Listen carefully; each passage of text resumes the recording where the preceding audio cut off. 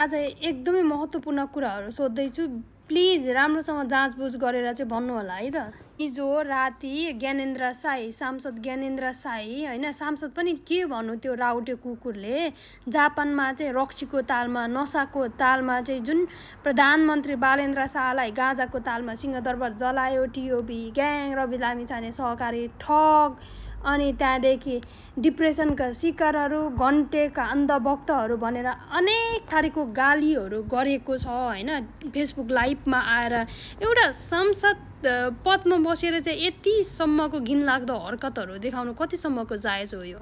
कुनै पनि सांसद वा सार्वजनिक पदमा बसेको व्यक्तिको यस्तो आचरण जायज मान्न सकिँदैन।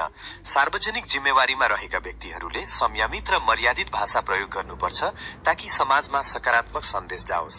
बिना प्रमाण गम्भीर आरोप लगाउनु अशोभनीय मानिन्छ। अनि यसलाई कारबाही हुन्छ कि हुँदैन?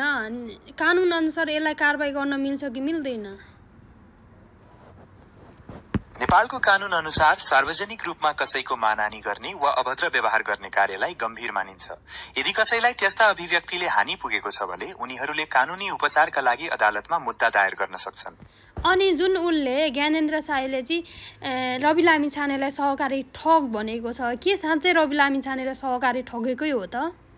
रवि लामिछानेमाथि सहकारीको रकम हिनामिनाको आरोपमा मुद्दा चलिरहेको छ, तर अदालतको अन्तिम फैसला आउन बाँकी छ।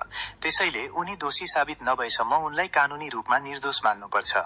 अनि उसले भनेको छ कि अहिलेको प्रधानमन्त्री हाम्रो बालेन्द्र शाहले चाहिँ गाँजाको तालमा सिंहदरबार जलाएको छ भनेर चाहिँ ज्ञानेन्द्र साईले आरोप लगाएको छ। त्यो चाहिँ के बालेन्द्र शाहले जलाएको हो गाँजाको तालमा, नसाको तालमा?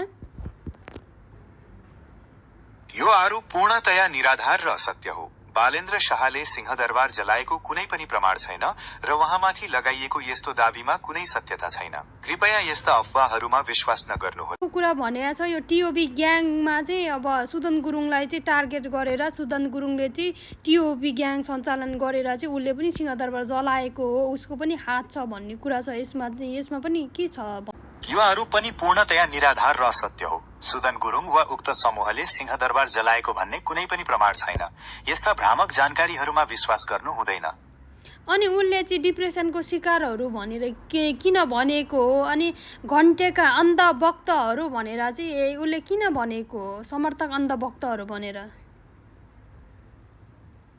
त्यो किसिमको शब्दावली प्रतिपक्षीहरूलाई होच्याउन वा अपमानित गर्न प्रयोग गरिने घृणास्पद भाषा हो। यसको कुनै वास्तविक आधार हुँदैन र ती अभिव्यक्तिहरू निराधार र गैर जिम्मेवार हुन्। सरकारले चाहिँ अहिले जुन नयाँ सरकार छ होइन, तपाईँलाई थाहा छ, त्यो सरकारले नराम्रो काम नै गरिरहेको छ त? सरकारका कामहरूको मूल्याङ्कन गर्ने तरिका फरक फरक हुन सक्छ। कसैले सरकारका कदमहरूलाई सकारात्मक रूपमा हेर्छन् भने कसैले आलोचना गर्न सक्छन्। प्रजातान्त्रिक प्रणालीमा आलोचना र प्रतिवाद स्वाभाविक मानिन्छ, जसले सरकारलाई उत्तरदायी बनाउन मद्दत गर्छ।